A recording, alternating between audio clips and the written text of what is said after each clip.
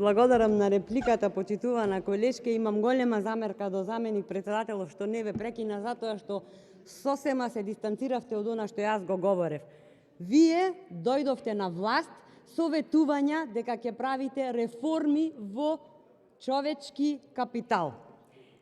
Вие најдовте да говорите за проекти, а брес немате од странски директни инвестиции и вие ќе ми зборувате за увоз и извоз.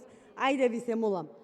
И да ве прашам уште нешто, имавте еден министер на времето кој што се фалеше дека ќе направи трансфер на администрацијата од во приватен сектор. Не знам што стана со човекот, го изгуби или не успеал па се повлекол, или сте го турнале токму заради идејата која е спротивна од вашите заложби за туркање и за трупање на администрацијата.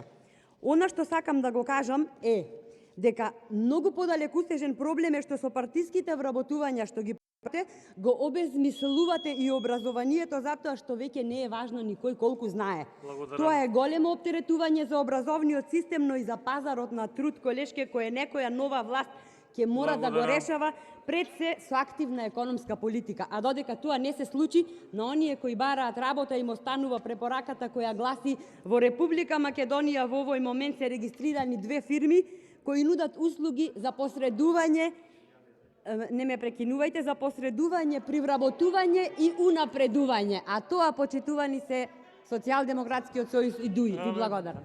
Не знам колку пати треба да ви се заблагодарам и да ви укажам дека ви истече